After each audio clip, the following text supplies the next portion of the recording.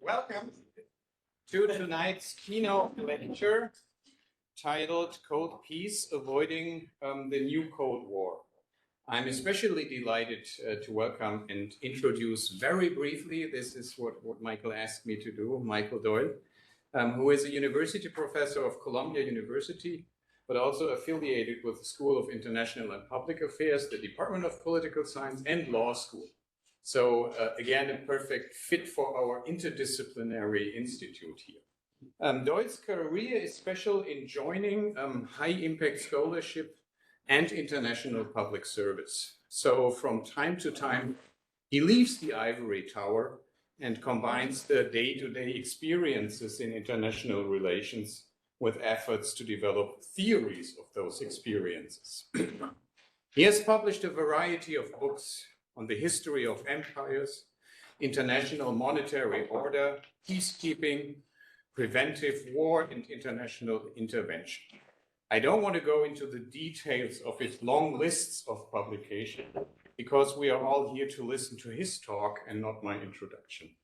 But let me just mention that he is perhaps best known for the theory of the liberal democratic peace, the argument that democracies do not go to war with each other, that all students of international relations learn in their first semester. His recent book project, and he will present the main arguments in this lecture tonight, is, as I already said, Cold Peace, Avoiding the New Cold War, published a week ago, I guess, here in Europe. I have the pleasure that I have already the book. And the good thing is we have leaflets outside where you can order the book and get a discount of 30%. So look for the leaflets and go buy the book. The book is a study of the origins and how to mitigate a new Cold War between the US and its allies on the one hand, and Russia and China on the other. If you check Google Scholar, you will find that his articles are cited very often, numbers that most political scientists can just dream of. His article on Kant, Liberal Legacies and Foreign Policy, published in the journal Philosophy and Public Affairs, published in the early 80s, was cited over 3,400 times. And the article Liberalism and World Politics, published in mid-80s in the American Political Science Review, the most important political science journal in the United States, and with that in the world, reached the same amount of citations. I guess that's how you define influence in social sciences. There could be no better moment for such a talk where we see tensions growing between Russia, China, and the United States, the situation that might end up in a new world. I'm not an IR scholar, but I learned so much from Michael's publication because in his theories and arguments, he connects domestic developments and how they impact foreign policy with the context of global conflicts and great power rivalry on the global level. And talking about the broader topic of this conference, he also addresses the recent clash of different domestic orders in world politics. The liberal capitalist democracy on the one side and nationalist corporatist autocracy on the other. From 2006 to 2013, Doyle was an individual member and then the chair of the UN Democracy Fund, a fund established in 2005 by the UN General Assembly to promote grassroots democratization around the world. Doyle previously served as an assistant general and as a special advisor for policy planning to United Nations Secretary General Kofi Annan. His responsibilities in the Secretary General Executive Office included strategic planning, including the Millennium Development Goals, outreach to the international corporate sector, the Global Compact, and relations with Washington. Doyle has been elected as a fellow of the American Academy of the Arts and Sciences and the American Philosophical Society, and has received the Charles Merriam Award of the American Political Science Association. In 2011, he received APSA's Hubert Humphrey Award. In 2012, he was introduced into the American Academy of Political and Social Science. So we have a real excellent guest here tonight. And with that, Professor Doyle, the podium of the JFKI is yours.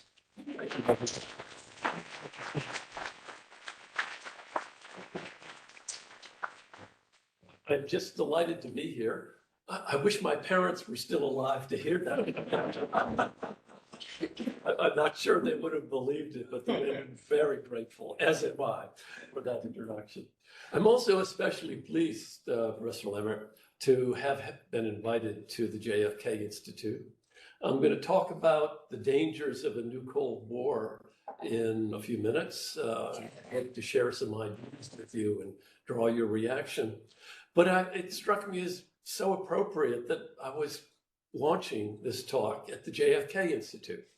There is no American president who so escalated the Cold War with the missile gap, the Bay of Pigs, the Berlin crisis, and then eventually helped to avoid the single worst crisis of the Cold War period in the Cuban Missile Crisis, and then started the first inklings of the movement towards arms control and détente with the Soviet Union with the Test Ban Treaty.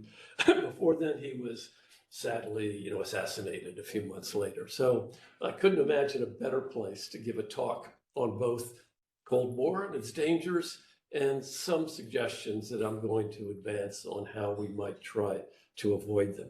So that's the theme of my talk today. As you can see, I'm trying to sell to you this book. As Christian and I were just remarking before, you guys are so internet savvy that you'll figure out how to download it for free from your library. But I hope that does happen. I hope that is what you decide to do. So let me start out with a little vocabulary, because some is unusual.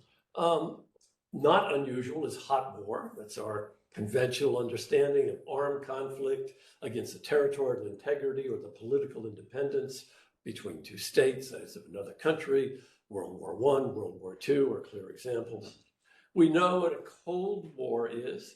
That's hostility and subversion that's almost of the intensity of war, but does not involve kinetic armed force. And that's the Cold War that we experienced with the Soviet Union during much of the post-war period. There's something called a warm peace, which I've coined as a phrase. It notions an idea of mutual respect, shared legitimacy across borders, peaceful competition, still competition, but also a lot of cooperation. And if you will, think of relations within the EU. That was for these reasons of what I call here a warm peace, that the EU won the Nobel Peace Prize, whatever it was, 10 years ago or so. A new word that, again, that I'm coining is cold peace, something in between. If we think of it as basically as détente or peaceful coexistence. It's where you take subversion off the table, the subversion that's often characteristic of a Cold War. It's not on the table, it's removed by mutual understanding, but there's a lack of shared legitimacy. There's détente, there's limited cooperation, but rivalry and suspicion. And it's the taking subversion off the table, which I'll argue is so important as we move ahead, that will open up the doors to pragmatic cooperation.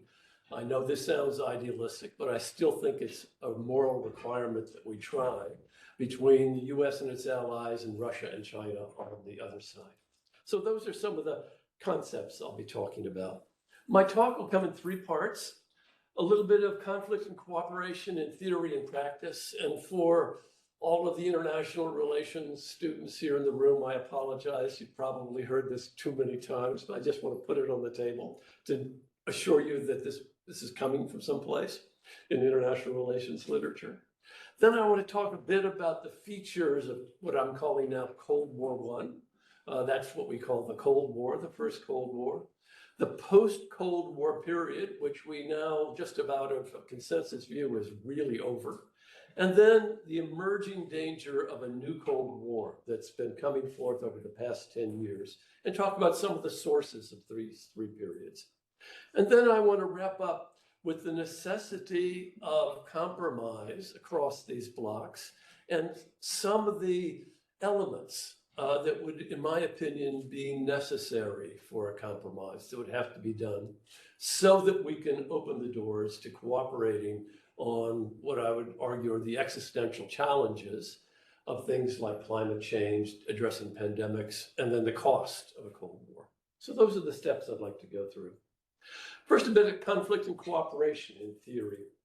For the IR students in the room, we tend to begin with our potted version of Hobbes, that the international condition is a condition of anarchy.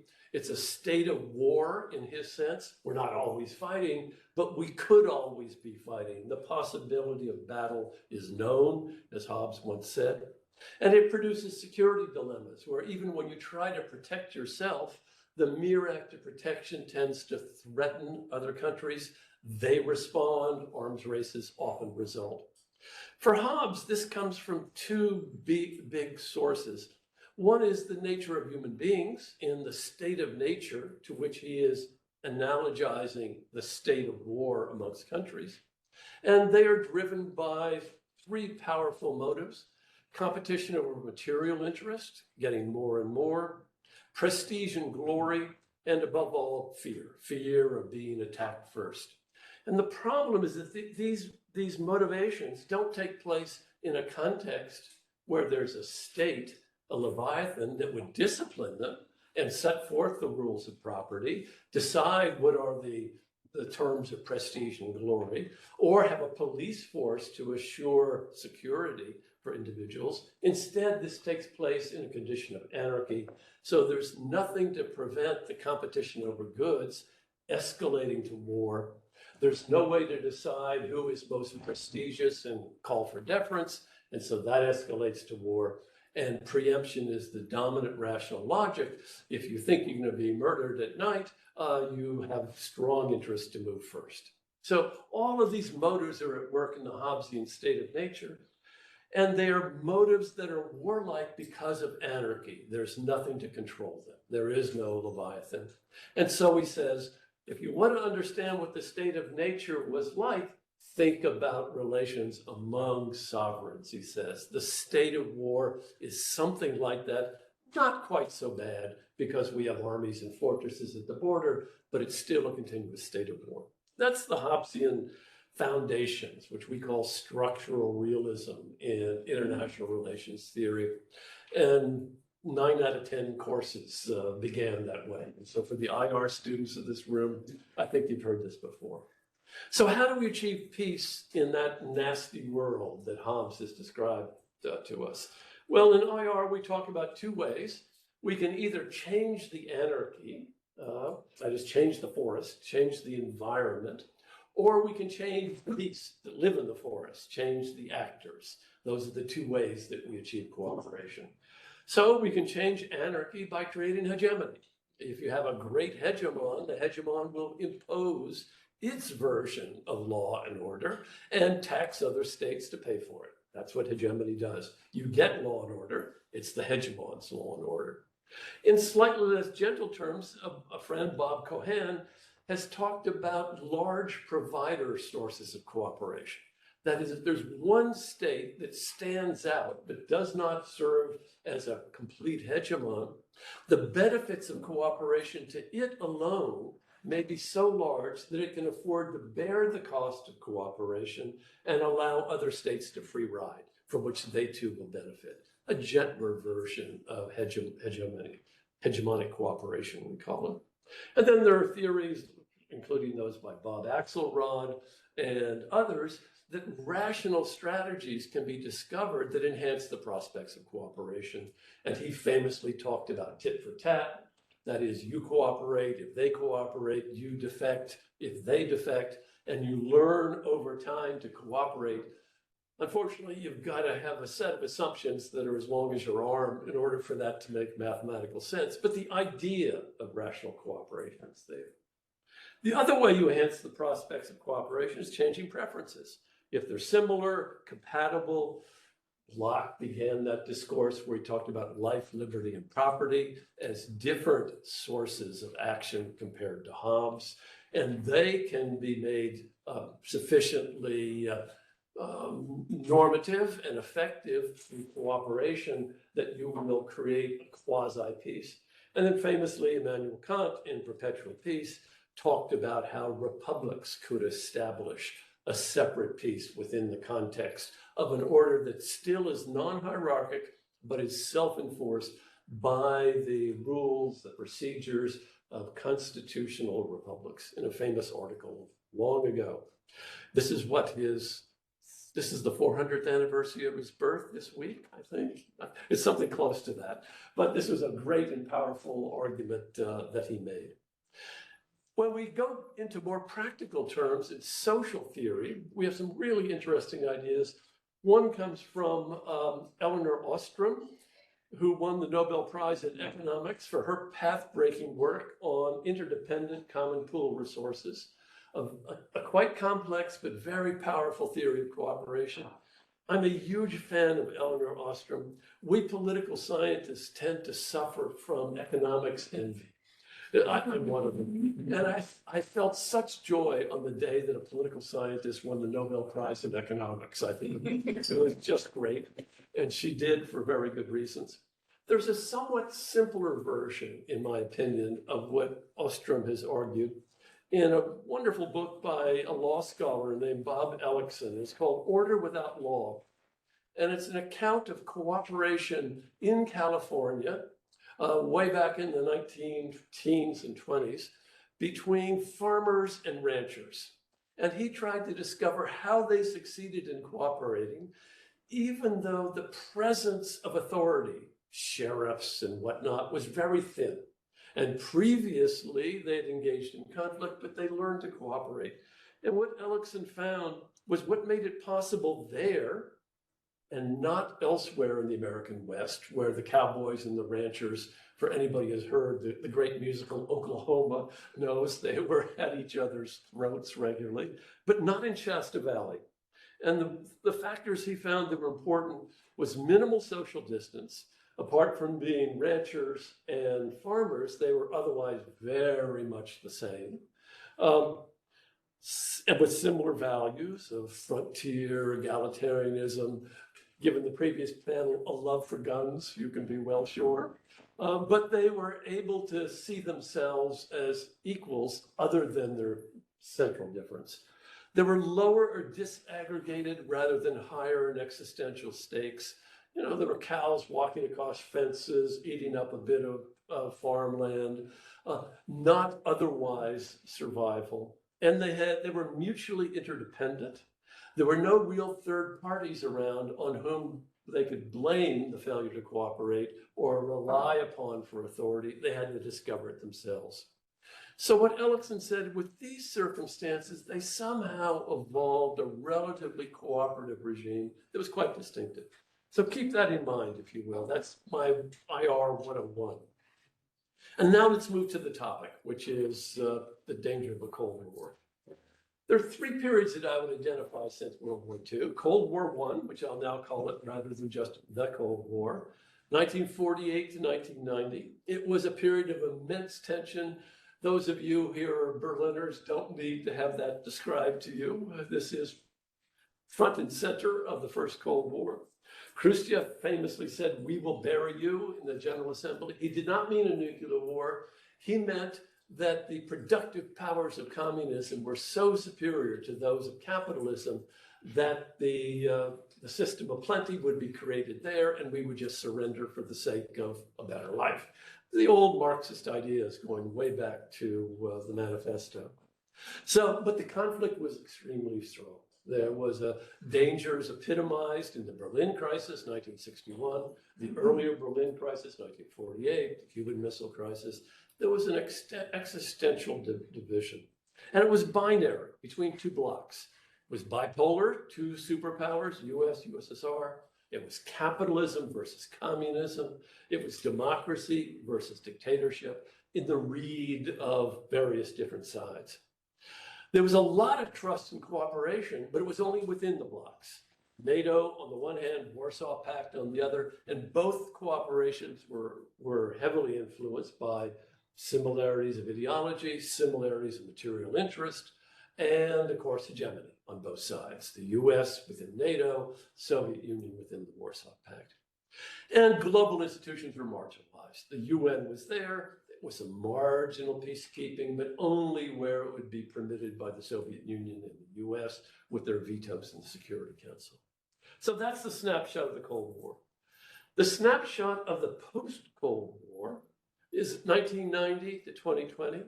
And here we saw something looked a bit more like the Shasta Valley farmers and ranchers. There was a large development of a normative regime of shared values, whose high point was in Vienna, at the Vienna Convention and Conference, on Human Rights, where there was a consensus document issued by all of the participants, 160 some, that defined human rights as global, where during the Cold War, you either had economic and social rights in the Warsaw Pact and civil and political on the NATO side, but the twain never really met.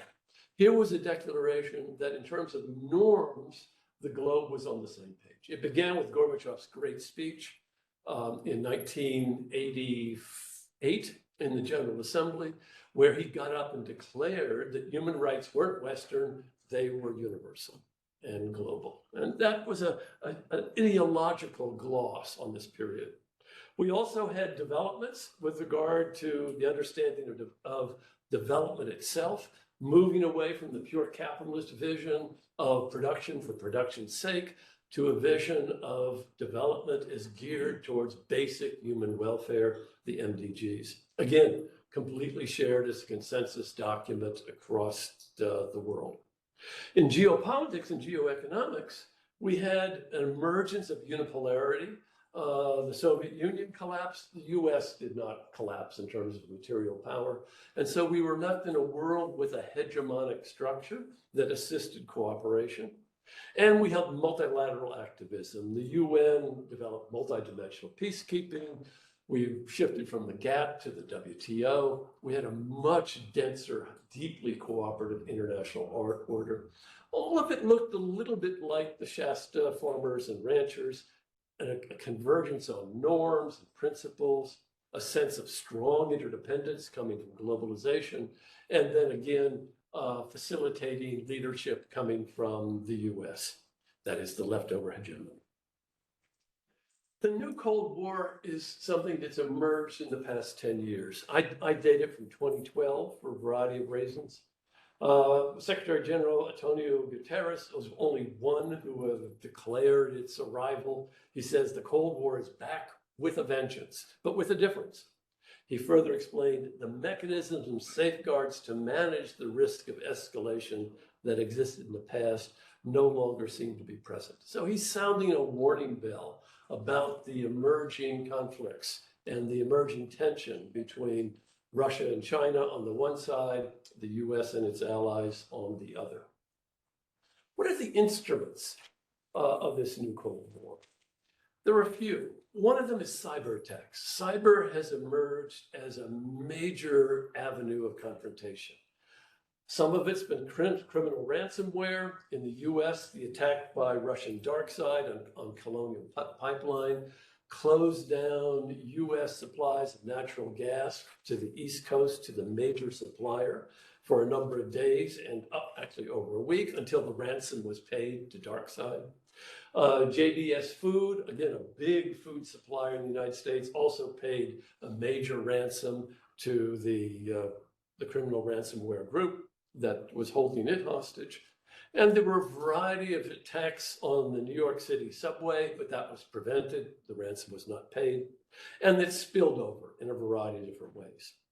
We also see state-directed sabotage, notoriously by Russia, for example, on the Ukrainian electric grid in 2014.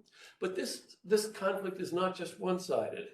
On Iran, by the US and Israel, when through Stuxnet, the Iranian nuclear production was systematically destroyed by US and Israel in a very sophisticated attack on the production facilities.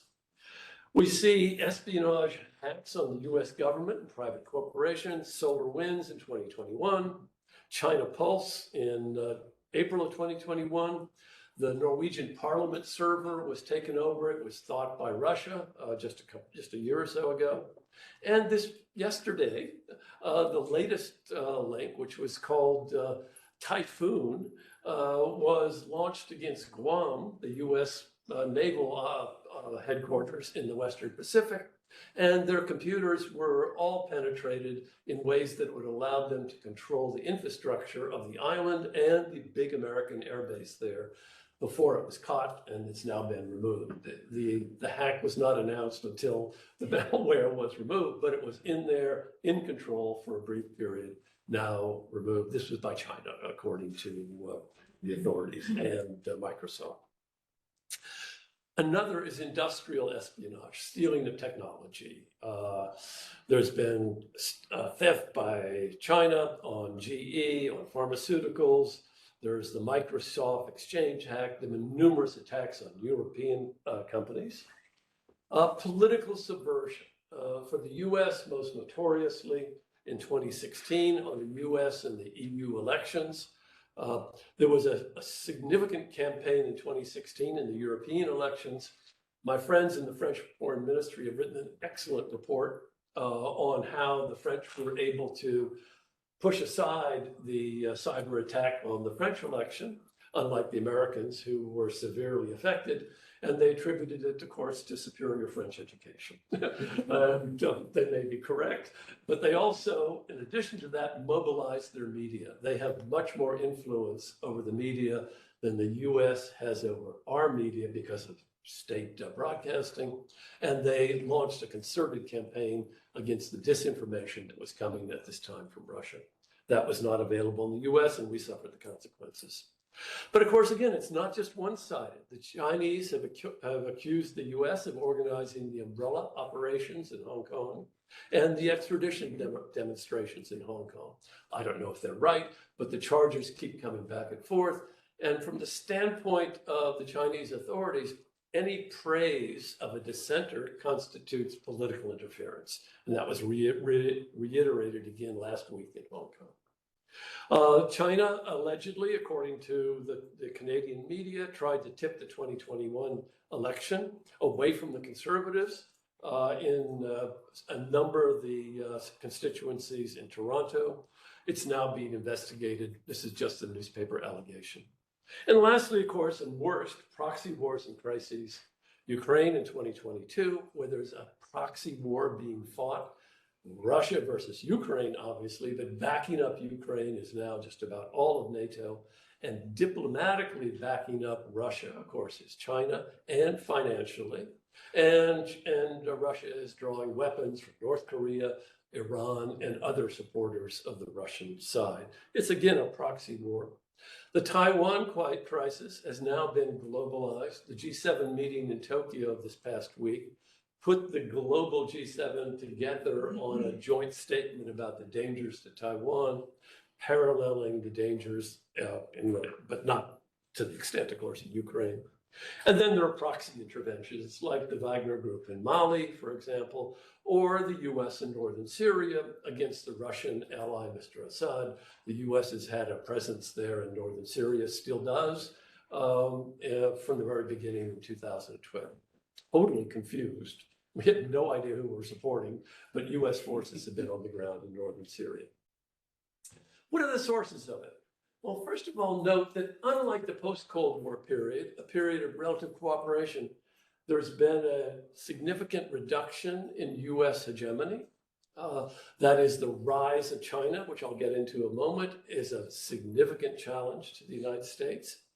And the shared values, the Vienna, let's say, common values that characterize the post-Cold War period are now eroded in a new ideological divide, allegedly now between democracies and autocracies, human rights and conservative social standards, whatever Mr. Putin means by the danger of gender taking over the world. I'm not sure what he means, but that's what he's been saying. So we have an ideological divide that goes back and forth.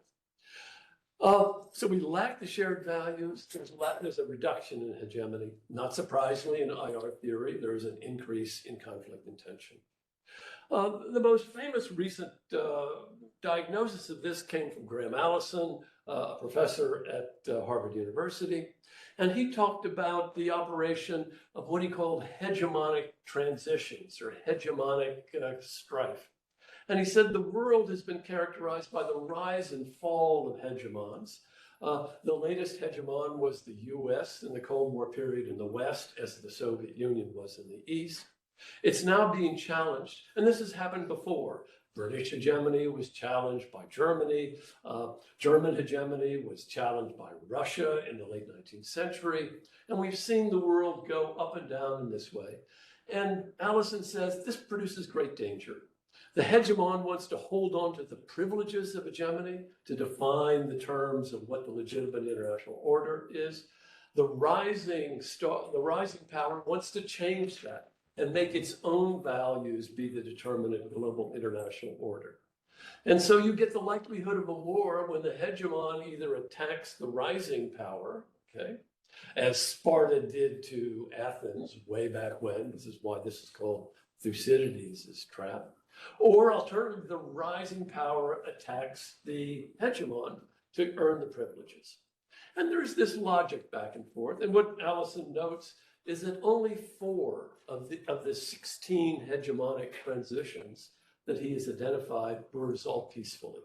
All the other 12 were resolved by war. That does worry me.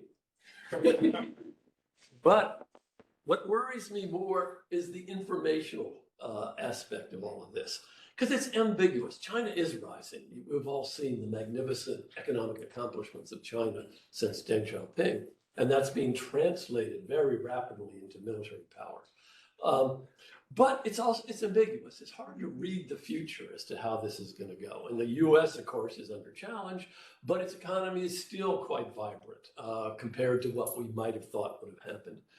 But what is key is that there was this identification of the US as an old hegemon, China as the rising power, and that produces perverse logics. It means that the old hegemon will have an incentive to sound the alarm, the bells. The world is falling apart. The rules-based international order is about to collapse. And so it will have an incentive to be alarmist. At the same time as the rising power has an incentive to be pacific and modest. We don't want to change anything. We just want to participate in this order. And so they wind up not trusting what each other is saying. And so we have a big increase of, let's call it structural, rational disinformation built into this kind of a conflict. And we see that in the speeches on both sides regularly. So hegemonic changes as a source of tension. The second comes from within the powers in of both sides. That is the beast that we're talking about. And here in this emerging new Cold War strife, we see democracy versus autocracy. All you need to do is read any one of President Biden's speeches for the past 3 years, and this is the theme that he is enunciating. And we know why. He thinks it's that way. I've met him a number of times. He thinks there's a real danger of autocracy taking over from within and without. That's why he's running for president again. But it's also the case, frankly, that he knows that this can be used to mobilize what he hopes to be the whole democratic world into a solidaristic alliance coalition to help preserve the rules-based international order from which the US and some other countries have greatly benefited. The second source is inside the economies.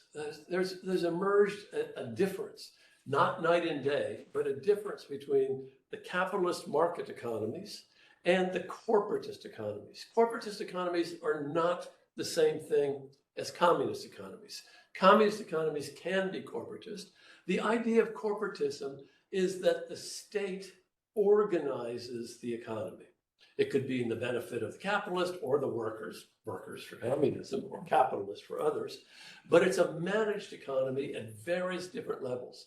It can be done democratically and pluralistically, as it is, for example, here in Germany, in part through co-determination. If you look at your corporate structure, it is not simple capitalism, especially in comparison to the US. But the problem here is corporatism with autocracy, and that's what we're seeing having emerged in Russia since the period of the collapse of the communist regime. It's emerging as well in China.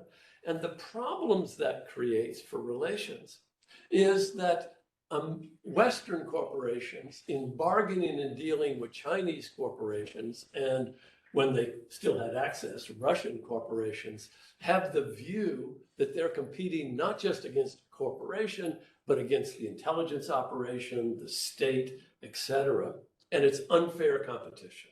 And that's a key factor in the sources of tension coming from the elites of our various countries. Now, it's not night and day. We know, obviously, that Boeing, for example, and Airbus are not ordinary old private corporations. They're deeply integrated into the EU on the one hand, the United States on the other. But overall, there is a difference between the two, and it's a source of major tension that one sees, whereby the US regards, Huawei, TikTok, a bunch of other institutions as being controlled by Chinese secret services. And of course, on the other side, China regards American corporations as being agents of the United States and some European corporations as well. It's a source of considerable tension. And the third, of course, is ideology. On the one hand, we have sovereign nationalism, the claim from Putin, the claim from Xi, say, don't try to impose any values on us. We shape our own values. They're not subject to any foreign interference or criticism. The statements coming out of Hong Kong just this past week. And for Putin's case, traditional values are being championed. That is, he's accusing the US and the Europeans of provoking gay propaganda under the guise of human rights. He's defending authentic conservative Christianity. He would resonate with a number of the people the previous panel was talking about at various gun shows and in other parts of the American Republican Party. And on the other side, from the point of view of the Biden administration, Europeans and others, there's a defense of universal human rights. We can't just be quiet about the Uyghurs or the reduction of democratic autonomy in Hong Kong because it's a violation of the rights that all human beings have the right to claim. And this produces the immense tension across the sides. So that's all the tension that we're seeing.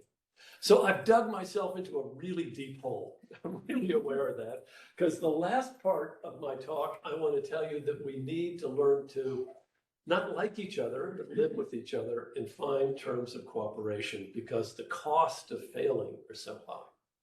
I'm going to outline some necessary compromises and regimes and reforms. I've been beaten to the preaching by Mr. Borrell, the EU foreign policy chief, who said the demand for multilateral solutions is much greater than the supply. More divisions, more free riding, more distrust than the world can afford. We need global cooperation based on agreed rules because the alternative is the law of the jungle, where problems don't get solved. Every day we see the cost of the absence of multilateral action in reduced access to vaccines, insufficient climate action, and peace and security crises that fester. I think he's exactly right. So what are the sources of some degree of optimism? Why is this not a quixotic enterprise, at least in my opinion? This is not a simple Cold War, and it's not as dangerous as Cold War I. It's not simply bipolar. We live in a world that is more equal. The European economy is the same size, dynamism, et cetera, as the US economy. That's a more complicated world than the world of 1961.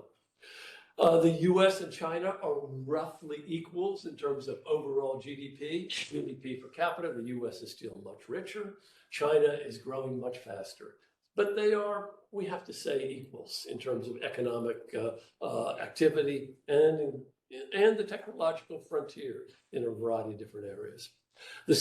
Russia remains roughly a military equal of the United States. On the high end, especially with regard to nuclear weapons, they have slightly more warheads, but in terms of effectiveness, both of them have very strong and quite stable second order deterrence.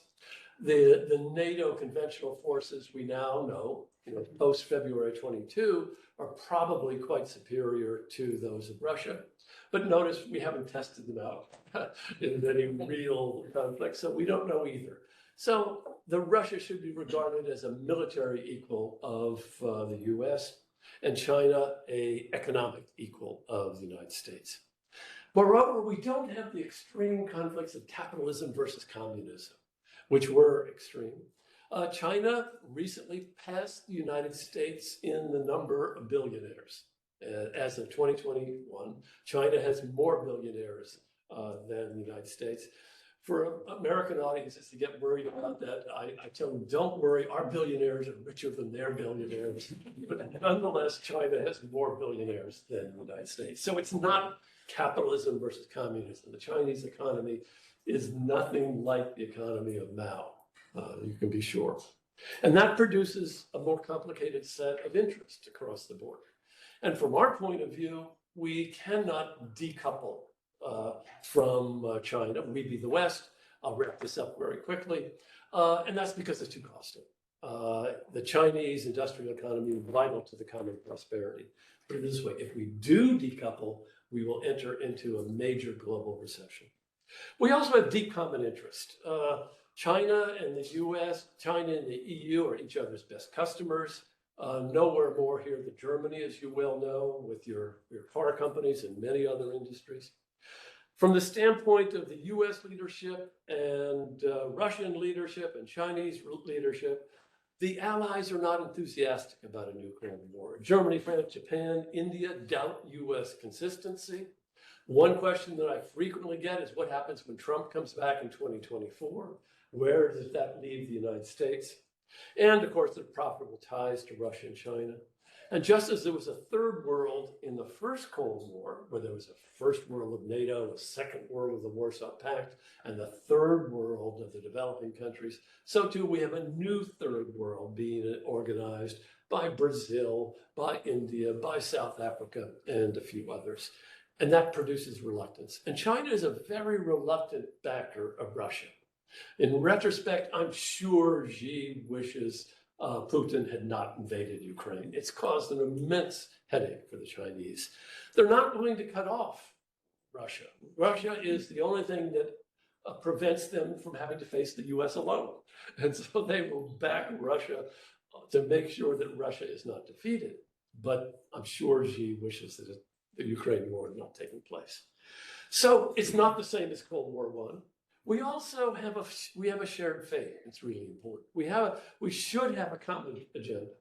Even during Cold War I, there was arms control, more effective than the current collapses of arms control that are taking place. We clearly can do much better, even by Cold War standards, when it comes to arms control.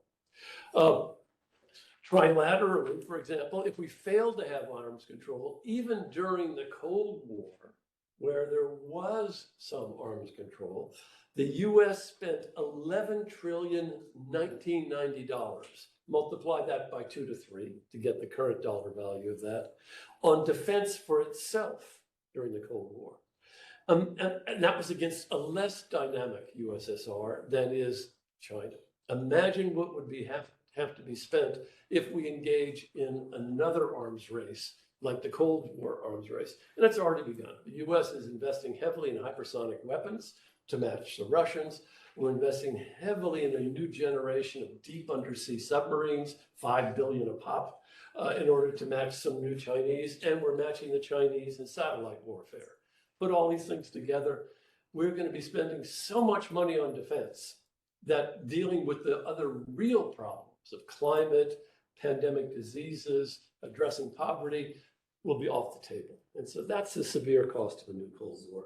Global pandemics, global warming. In order to deal with global warming, we need China, the US, and India to match EU quality remediation.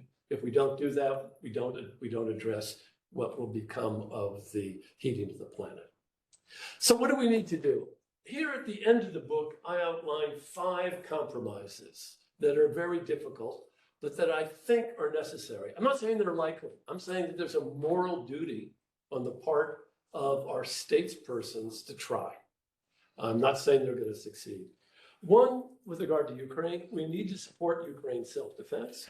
Our principles and our interests call out for that. And the key thing that we need to make sure to do is to avoid an armed attack on what I call Russia proper, that is, Russia before the conquest of Crimea. Any attacks like the ones on the Kremlin or even Belgorod, we know why the Ukrainians are doing it. They're trying to survive, and we're not in their shoes, and we have to express solidarity with their effort at self-defense. But it's very dangerous. If the Russian army collapses and Ukraine decides the best way to get back Crimea is driving into Russia proper, that will be incredibly destabilizing. The Russian generals pushed back when Mr. Putin talked about nuclear war. They clarified that nuclear weapons will only be used to protect the sovereignty of Russia. And if we put that at threat in a credible way, we're playing with dynamite. So that has to be a constraint. And that's why Biden's been so slow with the tanks, and he's so slow with F-16s. He wants to make sure the F-16s don't arrive until the war is over. And they do a lot of efforts to, this is not an official US statement, it's of what I'm seeing, because he doesn't want to have an attack on, call it Russia proper, no attack on Moscow. What might a compromise look like? It's going to be determined, should be determined by Ukrainians and Russians. They're putting their lives on the line. I would say that if it came down to it, in my opinion, as someone whose life is not at risk and is not Ukrainian, I would recommend that Crimea be looked at in a different way. It's stolen illegally from Ukraine, there's no question. But there in Ukraine, there's a stronger Russian presence and Russian identity than anywhere else in Ukraine. I would say that Ukraine, again, is nobody without a stake, but in a lot of sympathy, would be well advised to settle for a referendum to decide the future of Crimea, especially if that would be a token that would produce a concession by Putin to withdraw from the rest of Ukraine and establish a regime of a long-term peace. I know that's pretty far out there, but I'll leave it at that. Taiwan, we also need important diplomacy there. I think we need to recognize, as we have recognized, we being the United States, one China. The Europeans also have spoken about one China, and not one China, one Taiwan, not an independent Taiwan. I think we need to maintain the gentle fiction of a one China while helping to preserve the autonomy of Taiwan so it can continue to develop on its own terms in a self-determining fashion, which means arming Taiwan, but not taking any other provocative measures, and offering a continual assurance that the US will not recognize the independence of Taiwan if Taiwan declares it. I know that's unfair. Taiwan is just as good a country as any, but this is the kind of a compromise that kicks the can down the road. And if you keeping the can down the road, someday there might be a world in which this is less important. That's the hope, and I know a thin hope, but I think something like that is necessary. And we need extensive confidence building measures in the Taiwan Strait to try to demilitarize it, in the South China Sea. The US should not acknowledge the South China Sea as territorial waters of China, but we should inform China about the movement of US naval ships near their borders and have China reciprocate via the Taiwan, Philippines, Vietnam, and elsewhere. That would again help stabilize. On cyber, the 3 no's: no cyber sabotage, no industrial tech theft, no political subversion, no repeat of Putin's attack on the US elections in 2016. or the EU, and no Western equivalents. As we should take political subversion off the table. We've got close. Mr. Obama and Mr. Xi met in Palm Springs in 2015, and they had some understanding. There was one brief understanding that didn't hold with Mr. Putin. We can develop some rules of the road for cyber, and we have a strong incentive to move in that direction. We need trilateral arms control, not just a revival of US-Russian, but US, Russian, and Chinese. We need to have a package.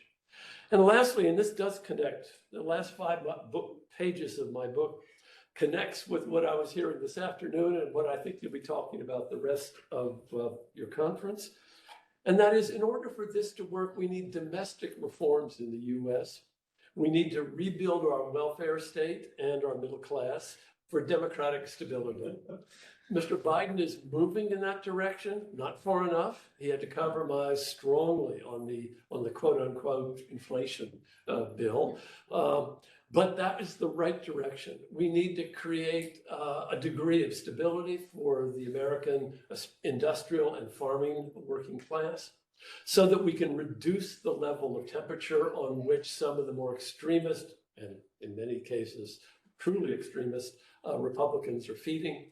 That's, I think, an essential step to move forward. And we need it so that we'll resist future subversion. So it's defensive from a geostrategic position. And second of all, create the, if I'd spelled strengthen correctly, the capacity to compete better in this new cold peace that we're likely to be entering so that we can pursue rational deals with Russia and China and have an economy that can sustain genuine competition, which even with cooperation with China will be intense for the future. And we need, as do the Europeans, as do the Japanese, the Australians, and many others, to ramp up their ability to move into the next level of technology without having to take us over with the ChatGPT. So thank you for your patience and attention, for listening to this race through some chapters of the book. I welcome your comments or questions, and I hope that you're tempted to read the book. So there are all.